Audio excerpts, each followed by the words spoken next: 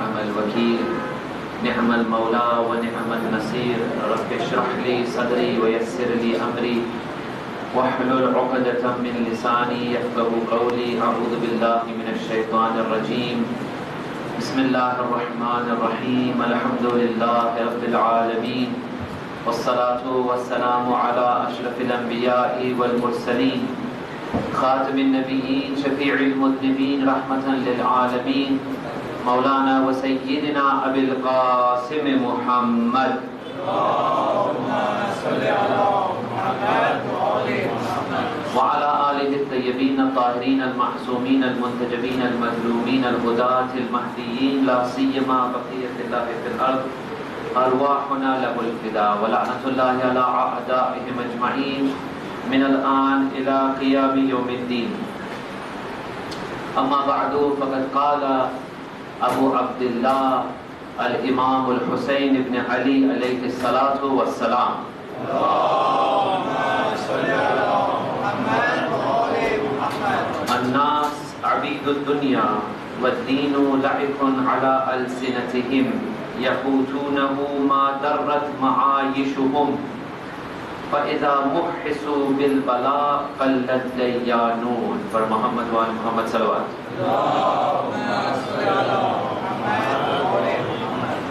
Respected elders, brothers, sisters, Assalamu alaikum wa rahmatullahi wa barakatuh. This is our fifth lecture in this series of lectures looking at the values that we have, looking at defining the values that we should have, relating it to the will of our first Imam, looking at some concepts for our lives. Alhamdulillah, we've covered many things and you guys have appreciated it. May Allah bless you. Tonight we discuss something that we often discuss regarding the world, dunya. Almost every ashra there's some mention of dunya. Tonight what I want to do is I want to concentrate on not the abuse of dunya, but rather let's be smart about our dunya. Let us use our dunya in a way that it can help with our akhirat as well. Now, dunya, is it important or not important? On one hand, we hear very often from scholars, God bless them, that dunya is not important. Don't bother with it, don't worry about it. On one hand, that is absolutely correct. On another hand, we've seen in the first two lectures, which were about death and barzakh, it is fundamentally important. Why? Because although it forms a very small part of our everlasting life, it's only a short time compared to the eternity we are going to spend in akhirat and the long time we are going to spend in barzakh. Relatively it's short, but it is so important and so fundamental that everything we then pick up in barzakh and akhirat is a result of what we build over here. There is a little bit of room for the grace of God to come into barzakh and akhirat. There is the area of His mercy, there is the aspect of sawab-e-jari, but by and large it is heavily, largely dependent upon what we do in the 60, 70, 80 years if Allah gives us that much time. So on one hand it is not important from the point of view of materialism and these kind of things, but on the other hand, what we build here is fundamentally important. We want salawat ala Muhammad wa ala Muhammad.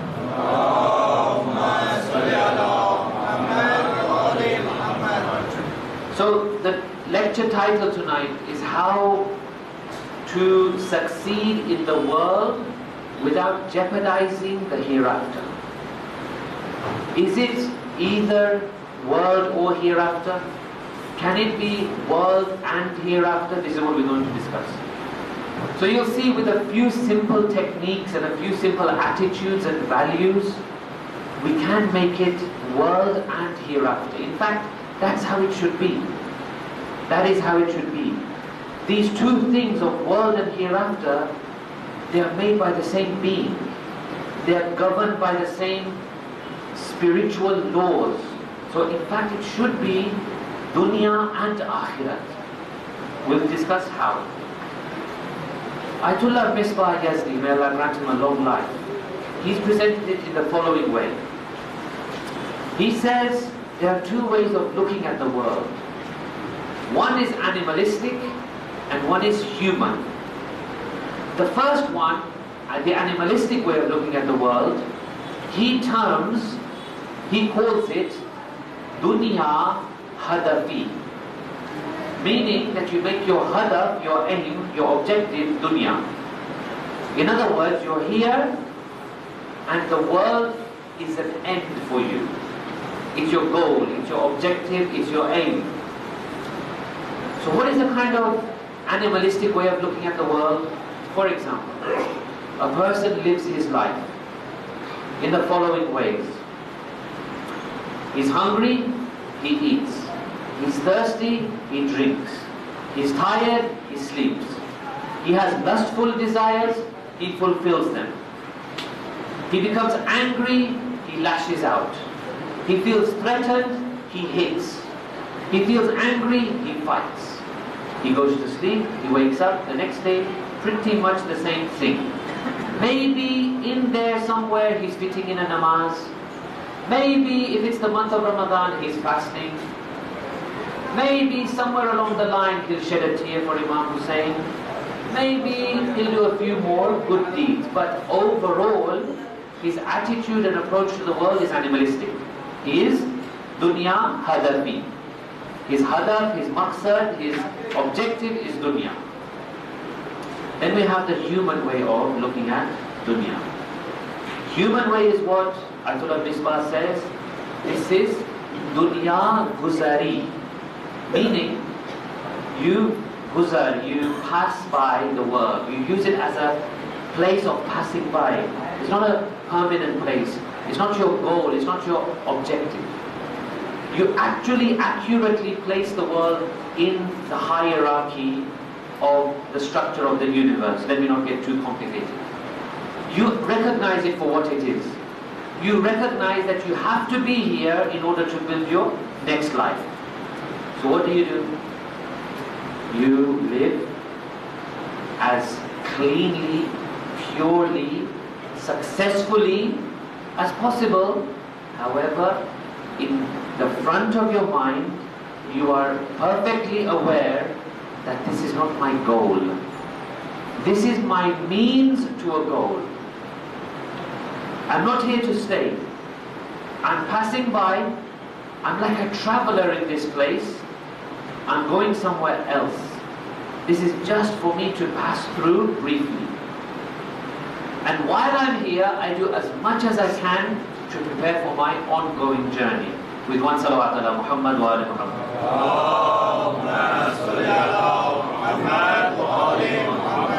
The analogy I would like you to think about is, let's say you're in a plane, you're in an aircraft, you're traveling. The plane has taken off. You're sitting in your seat. You open your eyes, you look around. You'll see two things. Number one is your immediate view. What is your immediate view? You have a seat, you have another seat in front of you, you have people around you, some are eating, some are drinking, some are walking around, someone's in the bathroom, people are talking, someone is reading, someone is sleeping. That's your immediate view, that's your immediate world. However, as soon as you open the blind and look out the window, wow, it's another world altogether. You realize that actually this plane, although on the inside it looks very big and very long, I can see loads of people, maybe 500, 600 people in a plane. But actually, in the grand scheme of things, it's very small.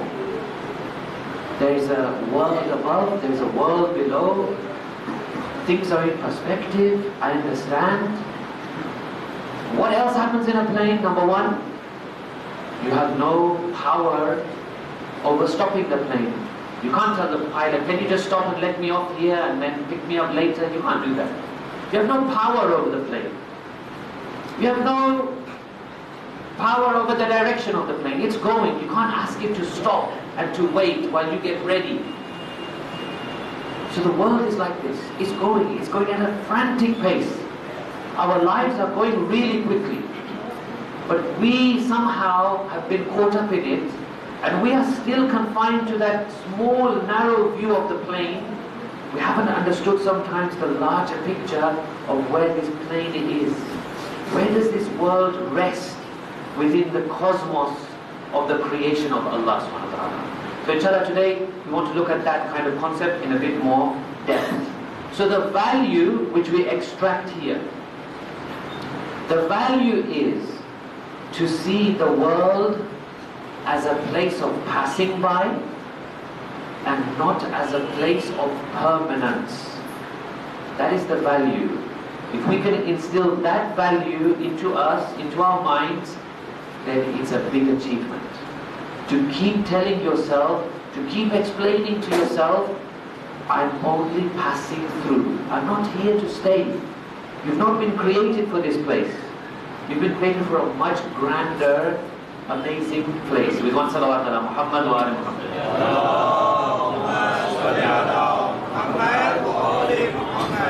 So now, that's the premise. Now let's go into some detailed discussion. First question. Do you think the people in Karbala, alongside Imam Hussein, some were his family, some were his sons, some were his brothers, like Hazrat Abbas, and some were his ashab. Some came with him from Medina, some joined in Makkah, some joined in the journey, some joined right on Karbala. The question I want to ask is, were they there by coincidence or not by coincidence? Was it, for example, someone was riding through the desert and saw, oh my God, here's Imam Hussein, he's in trouble, let me help him? Was it like that?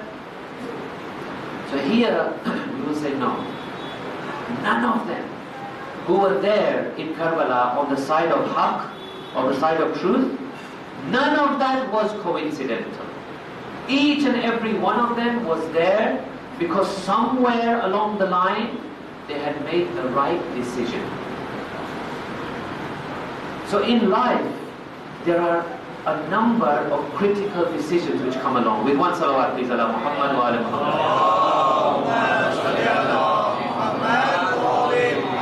On a daily basis, we go through lots of decisions, maybe hundreds of all sorts of small and mundane decisions.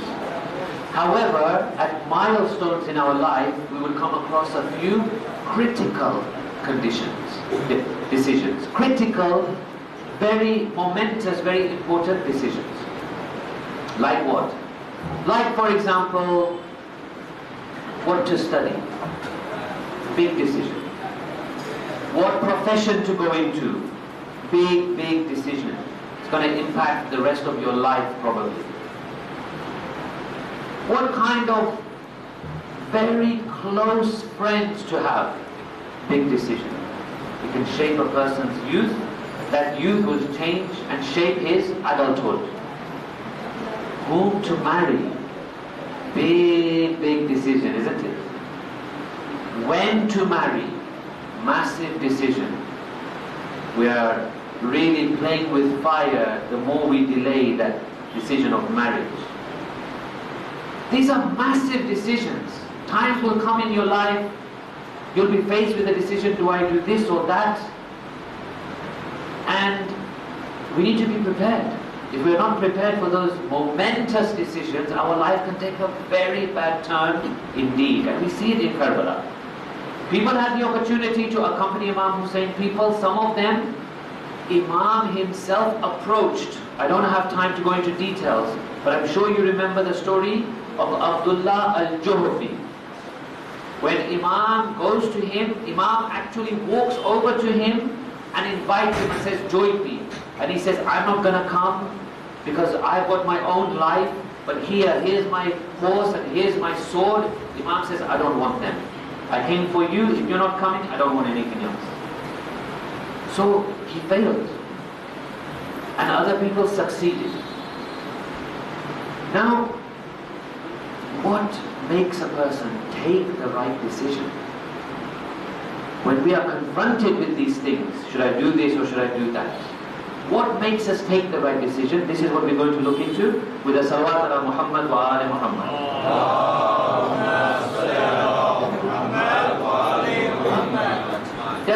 There are a few theories. One theory is that in order to take the right decision at the right time, you should have knowledge, ilm. I don't agree. I don't agree fully. It's definitely a helping factor, but it's not the full factor. Why?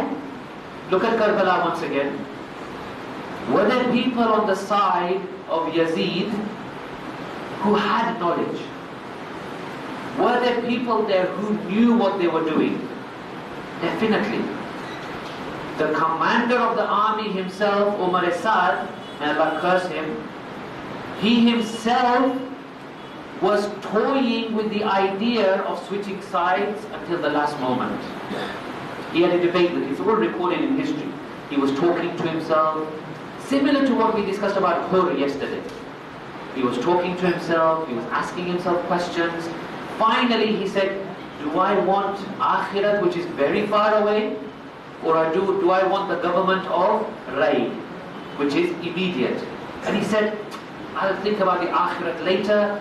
This is now in my hands, let me take it. He knew what he was doing.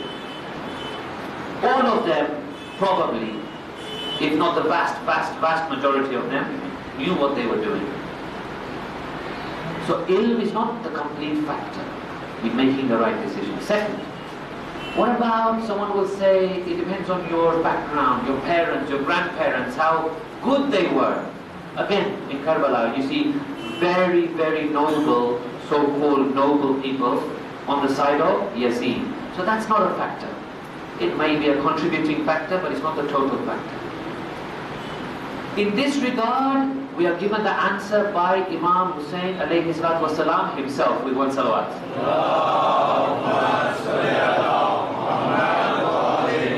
Imam stands in front of the forces of Yazid and says, you are not able to understand and hear what I'm saying because of the haram sustenance in your stomachs.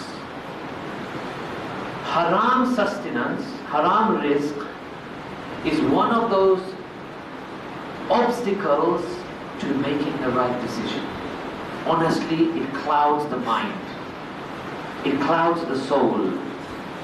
Now, if you retrace the steps, what leads to haram rizq, then really it gets frightening. And it should be. And we should retrace the steps. How we earn, what we do to earn, the processes involved in earning. Are we truthful? Are we transparent? Are we honest? Is a little white lie slipping here and there? Is a little con happening here and there? Are we totally whiter than white in our dealings? That all has an impact upon this risk element. The extreme case was in Karbala. Ubaydullah ibn Ziyad had given people bribes. He brought them. He said, here's a bunch of money, take it and fight on my side. So they did. But there are subtler forms of haram rizq. Now, I want to extend that idea of haram rizq one stage further with a salawat please ala Muhammad wa ala Muhammad.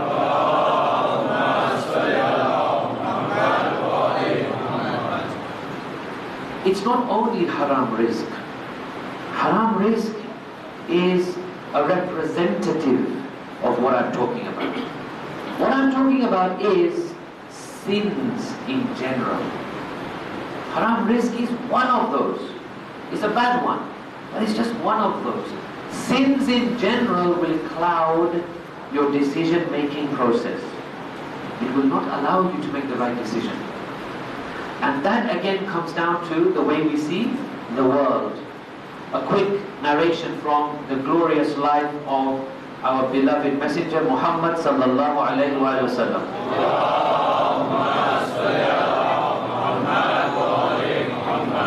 The Holy Prophet took a number of his companions and went on a journey.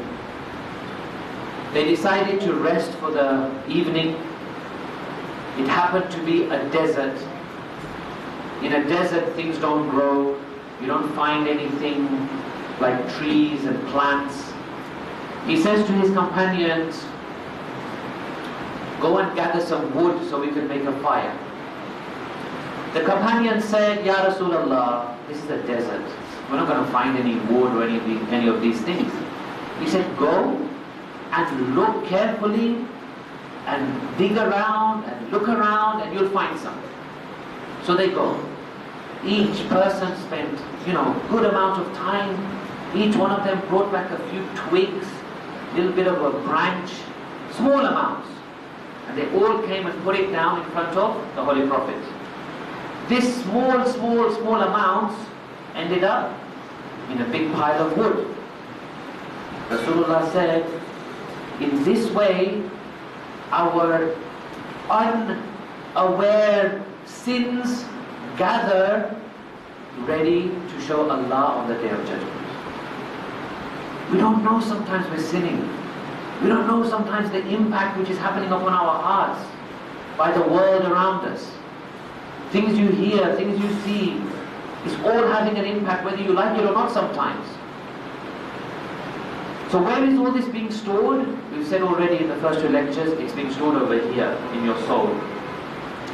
This is why, in order to make right decisions, good decisions, decisions which are going to pay off in the long run, I highly advise, I don't advise, Ma'asumeen highly advise that we engage in istighfar, tawbah, asking for forgiveness.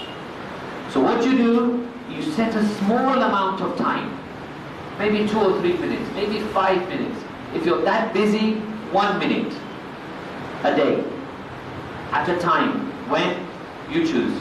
Could be after a particular namaz, could be in the morning before you leave home, could be at night before you go to sleep, could be at a particular moment of the day where you think you have a minute to spare. And start to review your day. What have I done? In the last 24 hours, what have I done? Review. Every sin you can think of, and inshallah, these sins reduce as time goes on. But every sin you think of, ask Allah for forgiveness. Say astaghfirullah. Say it in any language you want. It doesn't really matter. If you can cry, all the better. Crying over sins is an excellent way of getting them forgiven. And then you keep doing that. What the ulama say is that you also include a bunch of istighfar and tawbah for sins that you can't remember, because we are sometimes doing sins that we are even unaware of. So implement that in your lives. Keep some time on a daily basis to ask Allah for forgiveness. Inshallah, He forgives us all. We want salawat ala Muhammad wa ali Muhammad.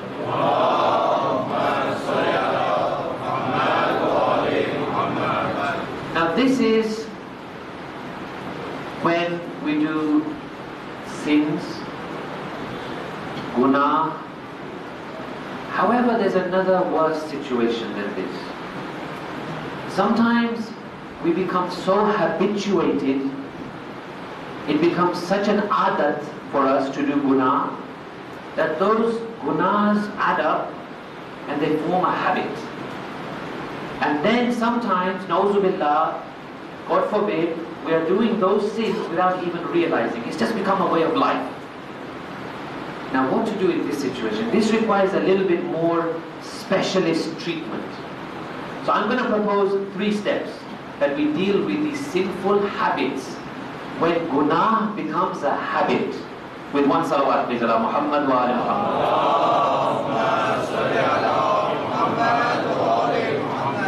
Step number 1 is to take small efforts to punish yourself against that sin.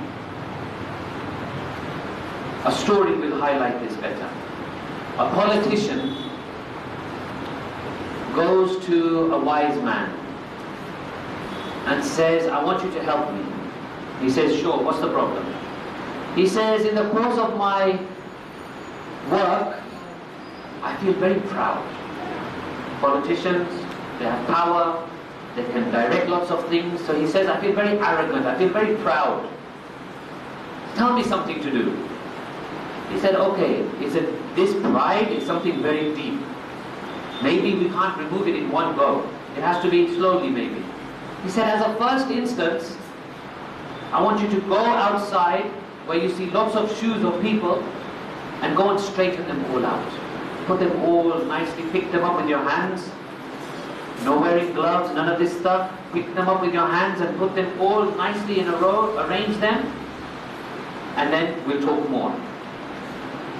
So that's what his initial ilaj, medicine, cure was for pride. So sometimes we need to take these kinds of steps. Someone with a temper will have to do something to force himself to calm down. Someone with a bad akhlaq, always lashing out, always angry, will have to do something to calm that sin. Again, it was either Agha Bulu Jardi or Agha Marashi Najfi, may Allah bless all of our ulama, who had the following incident in his life. One of them, I can't remember, I think it must have been Agha Bulu Jardi. He had apparently, he felt he had an anger problem. He would react harshly to his students. And he knew this. So he tried and tried and tried to stop this. Eventually it wasn't happening. He said to himself, the next time I get angry at someone, I'm going to fast. Now, ulama, usually they fast a lot. So he says, it's got to be something momentous. He said to himself, he made a vow to God that the next time I display anger, I will fast for 1 year. For 1 year, apart from the days which are obviously haram to fast, I'm going to fast for a year. He got angry and he had to fast. It was a vow. He had to do it. Do you think he was angry after that? I doubt it. So it requires sometimes these self-inflicted cures. If we are really bothered about our vices, it requires these cures as a first step in order to overcome these vices. Now, we come on to the second step in how to cure vices with a salawat, please, ala Muhammad wa ala Muhammad.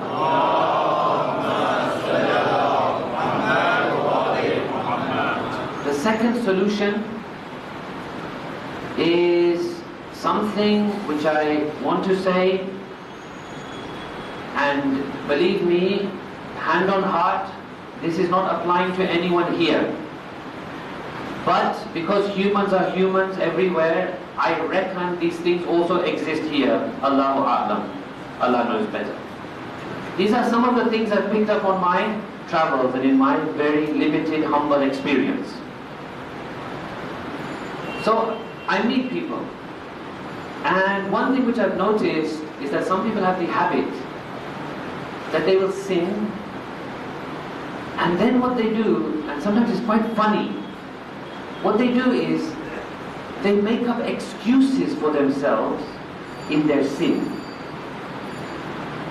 Now, sometimes it's difficult for me to hear these things and keep a straight face.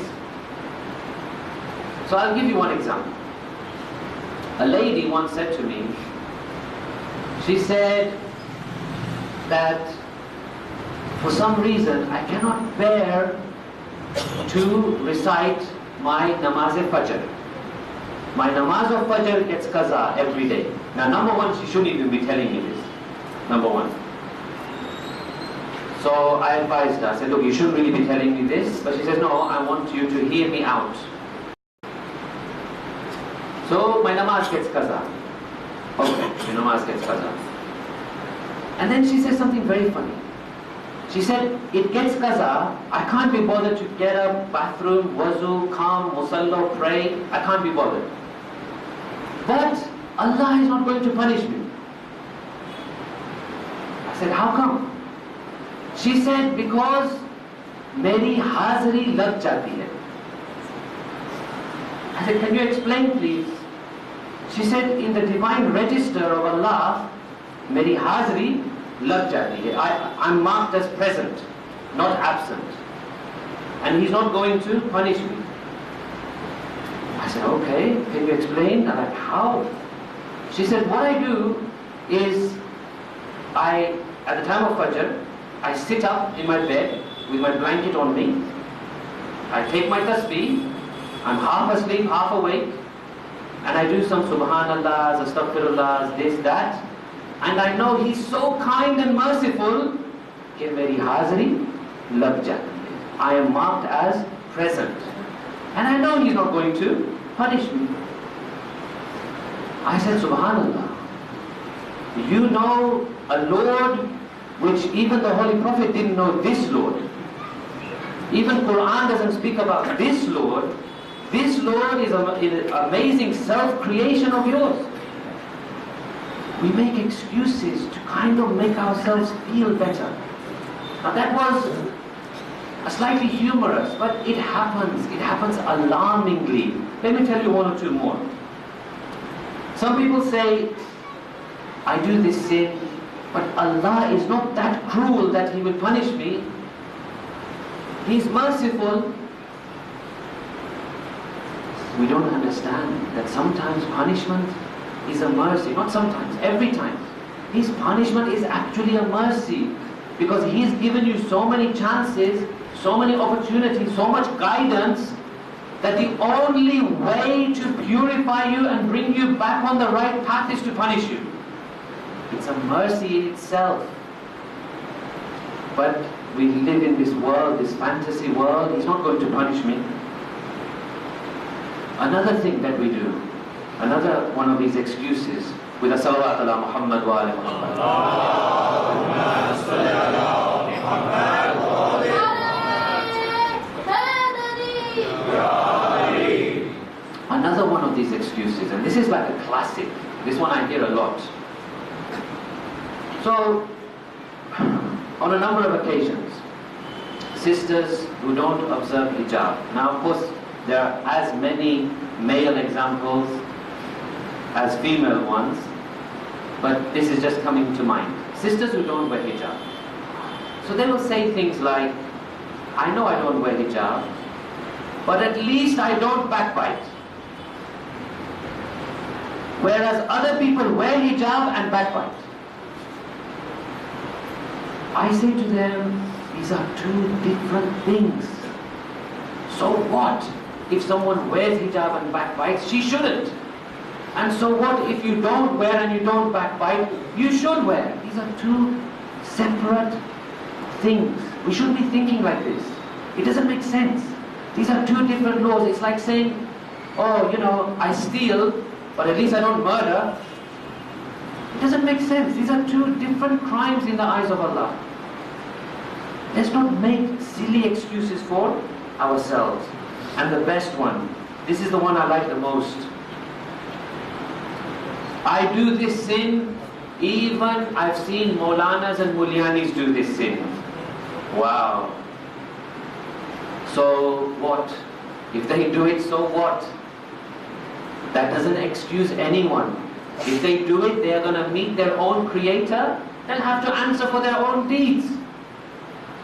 That doesn't excuse anyone. The only group of people that are absolutely hujjat for us and we can emulate anything they did are the 14 Masumin.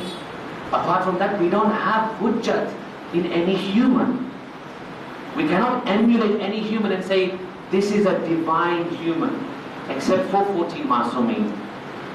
Otherwise, who cares? Whoever does the sin, they are not hujjat for us. They should be doing it. Fine, go and tell them. Do your amr bil ma'roof. Do your nahi al munkar. but don't say they do it, so it's okay for me to do it. So the second step of the solution was, don't make these flimsy excuses. With one salawat ala Muhammad wa ala Muhammad.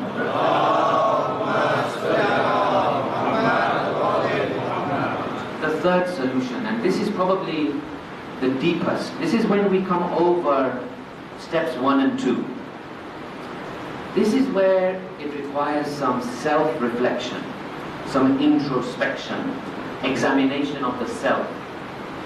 What you'll find is basically every sin or vice is connected to a psychological reality. For example, an arrogant and proud person. He is arrogant and proud to cover his own feeling of inferiority. He feels somewhere in there, maybe he was bullied as a kid, maybe he was abused as a child. He feels somewhere in there that I'm inferior. So I need to show that I'm very superior. And so he tries to dominate other people. People who are stubborn, they probably think they are more wise than anyone else. It's a psychological condition. Someone who is a miser, doesn't want to give. Maybe he thinks by giving, his amount will be reduced. He doesn't understand that he's depositing good deeds for the life hereafter. It's an investment in the life hereafter. He thinks, oh, but my money is reducing. Someone who doesn't pray, doesn't think that Allah's worship is important. All of these vices are connected to some kind of psychological condition. The third step is to trace those roots and deal with it at the root. Why do I find it difficult to rely on Allah? Why is my sabr so little? Why am I this way in front of people? Why do I seem to have an addiction to these few luxuries and attachments? It requires a lot of depth and research, and then you can address these things. With one salawat ala Muhammad wa ala Muhammad.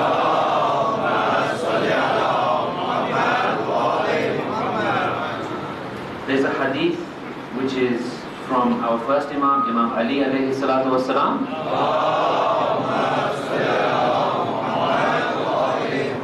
Who's given a very good way of addressing some of these issues with a practical point. He says the sadaqah given in a hidden way that no one knows about it is very good for removing sins. We're talking about sins, right? Making good decisions is helped by not having sins. Giving sadaqah, giving to good causes is an excellent way of washing away the sins. Namaz is another one. Silay Raham is a fantastic one. Joining with your family, maybe patching up differences, coming to peace, keeping contact. These things are very, very powerful for your soul. Inshallah, Allah give us tawfiq. Now, the world, dunya, how do we deal with it with more effectiveness? So the world, the way it behaves with us is primarily shaitan comes in. Our nafs is also a part of this equation. The nature of the world can also be a part of this equation. The world uses two weapons in order to trap us. Fundamentally, two ways the world traps us. Number one, greed. Number two, fear. Greed and fear. Greed in what way?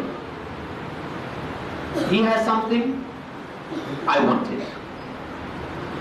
I will do anything to get that thing.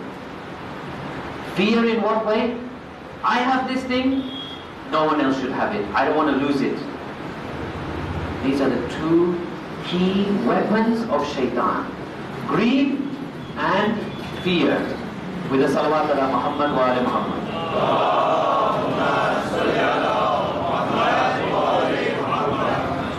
This is being fueled, this greed and fear attitude is being fueled at the moment by my favorite subject, social media.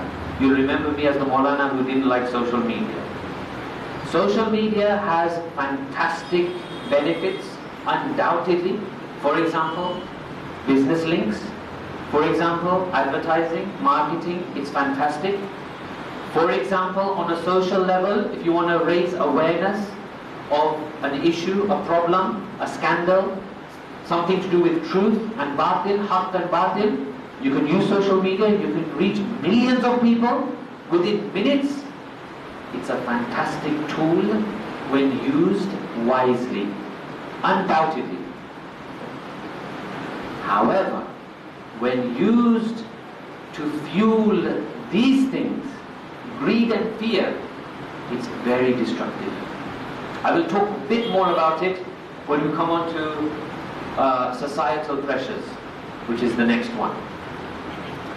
Briefly, at the moment, what am I talking about? What happens on social media typically is, for example, someone is experiencing happiness. Alhamdulillah. Wonderful. If a mu'min is happy, we are all happy, isn't it? Someone is experiencing happiness. Now, that happiness is between them, their loved ones, and their Lord. Great. What we have found is, for some reason, there are ideas, but I don't want to go into them. We want to show that happiness to other people. This is where it gets a little bit complicated. We want to show that happiness, okay. So we will put comments, we'll put emojis, we'll put graphics, we'll put photos, we'll put tags, we'll put all sorts. And then it starts to become a competition among some people. They'll put more explicit photos. Someone else will put a more explicit photo. Someone else will put a more explicit photo to show, mashallah, how happy we are that we have to show in this way. That's one. Number two, hijab is compromised. Whichever way you look at it, it's hard to justify some of those pictures out there. I'm really sorry, hand on heart, I'm not wanting to offend anyone, and I don't know about anyone's social media account here, but in general, it's hard to justify some of these pictures. Whichever marja you follow, whichever tawzi'ul masail you want to hold in your hand, it's going to be very hard to justify some of these pictures. Now, where does greed come into it? Where does fear come into it? With one salawat ala Muhammad wa ali Muhammad.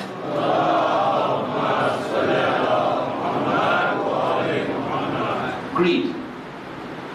I see the picture, I become envious. Maybe not even jealous. You know, there's a difference between jealousy and envy. Jealousy is a negative trait. You see someone who has something that they deserve and you want them not to have it. That's jealousy. Envy is not necessarily negative. Envy is, you have something good, I don't mind if you have it, I want it as well. Principally, there's nothing wrong with that. So you can start with envy. Oh, he's so happy. Why am I not that happy? Oh, he looks so wonderfully happy with his family, his wife, his kids. Why is my wife not like that? Why are my kids not like that? What is it fueling me? Resentment, disappointment, depression, anxiety, inferiority, don't feel good, don't like to mix with other people, feeling grumpy, feeling angry. Life has dealt me a bad hand. I've married the wrong person. I've got bad kids. It becomes a cycle of negativity. Why? Fueled by greed. I want that, I want that, I want that. But I don't have it. So I'll suffer. I'll suffer inside myself. I'll burn myself inside. Now, where does fear come into it? Well, I'm so happy that what I have, I don't want to lose. So I will keep putting more and more things out there to keep this image of me being super happy. One birthday party is not enough. I'll put the next 10 years' birthday parties. One holiday is not enough. Every holiday must be there. One meal in a restaurant is not enough. I need to show people what I'm having for breakfast as well the next day. It doesn't end. Greed and fear. Now the things I'm talking about, the examples I'm giving are extreme, because I have to give extreme examples to make the point. Now people may say, well, we're not at that level. Okay, you're not at that level, alhamdulillah. But have you thought about what your actions are having on someone who suffers from inferiority? Islam is a social religion. We should never say, well, this is me and my amal, I'm okay. No. Your amal may be having an effect on someone else's life. You need to consider that. You need to think it through. You need to establish whether that's the case or not. Can I leave you with one sentence which is a golden nugget? Inshallah, if you don't remember much from these lectures, I hope you remember this one sentence with one loud salawat ala Muhammad wa ala Muhammad.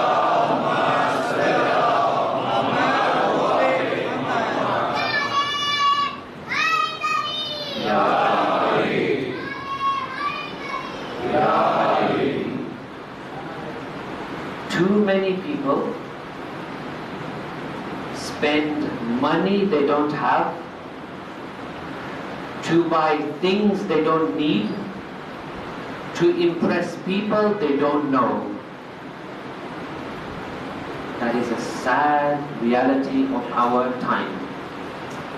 Too many people spend money they don't have, they go into debt, they borrow, on things they don't need, israf, to impress people they don't know. It's a sad, sad reality of our time. We pray to Allah to protect us from this, to keep our youth focused on what they should be focused on, to remove the evils from these very useful tools, and we make use of them properly in the way of truth, inshallah. With one salawat ala Muhammad wa ala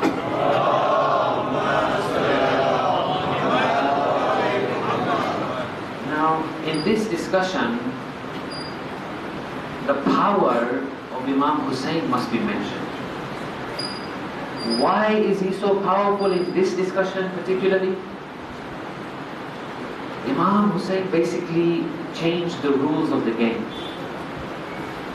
When you come to Majlis, when you hear his history, when you hear his Masa'ib, it tells us this man didn't play by these rules. He changed the rules. He showed the world isn't worth that much when confronted with oppression, when confronted with dishonesty.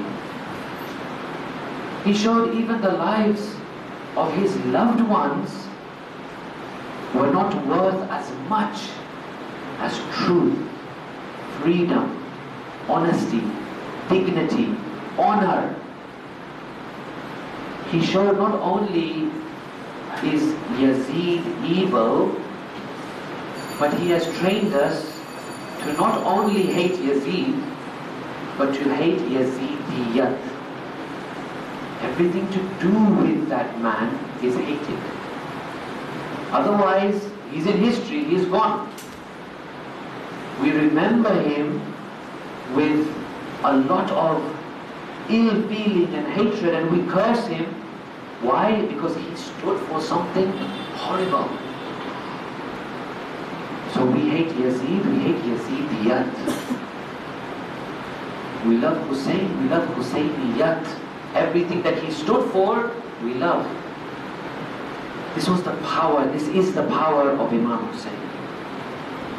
He makes us realize worldly people, worldliness is wrong. Akhirat and the people of Akhirat are right. Tonight we remember one such pure individual. Imam is now camped in Karbala. Khur was the one responsible for driving Imam into the plains of Karbala. What then started to happen is that the message went out to all the different places. to all the different commanders of Yazid's forces, and each commander had under him a battalion of soldiers. So the word went out, get your battalion and go to Karbala. Slowly and surely, the battalion of Hurmala arrives, the battalion of Shimr arrives, Umar Sa'ad and his forces arrive. So slowly and surely, this group is getting bigger and bigger. Imam Hussein's forces look smaller and smaller.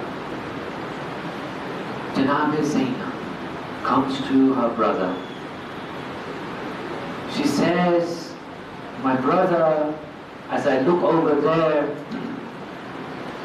the enemies are increasing in their thousands. We have only a few with us. Let us reach out. Let us think. Is there anyone we can reach out to? She begins to think. She begins to look back in history. At one point she says, oh brother, someone is coming to my mind. Imam says, who? She says, I remember when you were very young, there was an older youth, an older boy. He would follow you around with such care and devotion. I remember you fell, he would pick you up. I remember whatever you needed, he would get it for you. His name was Habib. Brother, send message to Habib. He is the type of person that will answer our call. Imam agrees. Imam dispatches a rider with a letter from himself towards Kufa. Habib is stationed in Kufa. Imam sends the messenger arrives at the house of Habib. He hands him the letter. Habib, when he sees that it is from Hussein, lifts it, puts it to his eyes, kisses the letter and starts to read. The letter, some have said, was as follows: from Hussein the Ghareeb in Karbala to his dear friend Habib. He addresses Habib in this way. When Habib begins to read the letter, tears start to flow from his eyes. The wife of Habib asks, what is this letter that you are in receipt of? Habib explains, this is from my dear friend Hussein. This is from my Mawla Hussein. He is stationed alone in Karbala. He has reached out to me to help him. I am not sure, should I go? How can I leave you? The wife of Habib says, this is an invitation from the grandson of Rasulullah. His mother was Janab Fatima. You cannot deny this invitation. She encourages him. He tells his servant, go and make my horse ready, prepare my provisions. I am about to ride from Kufa. The slave does as he is asked. Habib comes to the horse and says to the slave, you are now free. I free you of your bond with me. The slave says, Mawla, let me ask you, where do you ride to? He says, I go to Karbala. The slave says, why do you go to Karbala? He says, my friend Hussein is in need. The slave says, Mawla, this is not justice upon me. All your life you kept me with you. At this amazing moment and this opportunity you sent me away. I will come with you. Habib says, if you come, then you come as a free man. You do not come as my slave. The slave says, of course I will come as a free man. This is an honor for me. Habib ibn Mazahir rides out of Kufa and he rides into Karbala. At one point on the arrival of Habib, all of the Ahlul Bayt see Habib, they recognize him, they are happy. This noise and this commotion reaches the tent of Janab Zainab. She says to Bibi Fizza, she says, Fizza, my auntie Fizza, go and see what is this noise. Fizza looks out. She says, Bibi, this is a good moment. Habib has arrived. Bibi Zainab says, what an amazing time. Go and send my salams to this dear dear Habib of ours. Fizza goes and gives salam. Habib begins to cry. She says, oh Habib, why do you cry? He says, what a moment has come that this Gharib Habib is being addressed by the daughter of my Mawla Ali. What a moment has come. I did not know that you people were this lonely, that you would greet me as such. Habib joins the forces of Imam. People's energies are lifted. They are somewhat energized by the arrival of Habib. Habib gives a number of speeches. There are a number of sayings of Habib pledging his loyalty to Imam Hussein.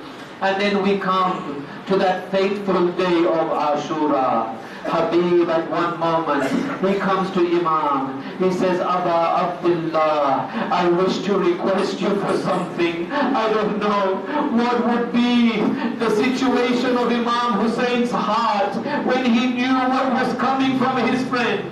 He says, Habib, ask me. Habib says, oh Mawla, will you grant me permission to go and fight for you? Imam says, Habib, how can I grant such a thing? After a lot of emphasis and insistence, Imam grants the permission to Habib. Habib goes out. He begins to fight. At one point, they say that he kills many of the enemies. But slowly and surely, this old Habib, this elderly man in Karbala, he begins to lose his energy. The thirst is now hitting him. The heat of the day is now hitting him. On one point, he falls down and he cries out, Adrigni ya Abu Abdullah, Imam, come to me. Let me see you for one last time before I leave this world. Imam rushes to Habib. They farewell to each other. After Karbala is done, they say that Habib, his body was beheaded by the enemies. The head was put on the spear. The spear was taken to Kufa. As the spear enters Kufa with the heads of all of the Shuhada, one of the heads is the head of Habib. The son of Habib is still in Kufa. As he looks up and sees the head of his father, he begins to wail and scream and cry, oh father, oh father. It created such a noise that the forces of Yazid said, give him his father's head. Let there be no more noise. I ask you, oh Abu Abdullah, what was the reaction of Sakina in the Zindan when your head was presented to her? And she cried to such an extent that she became unconscious. And then when Bibi Zainab came to check, why is this girl not regaining conscious? At one point Zainab had to say, Inna lillah wa inna ilayhi raji'un. Sakina has passed away while the head of Hussein is still in her arms. Allah la'natullahi al-qawm al-zalimin. وَسَيَعْلَمُ الَّذِينَ ظَلَمُوا أَيَّ مُنْقَلَبٍ يَنْقَلِبُونَ رَبَّنَا تَقَبَّلْ مِنَّا إِنَّكَ أَنْتَ السَّمِيعُ الْعَلِيمُ. For all marhumi, let us recite Al-Fatiha.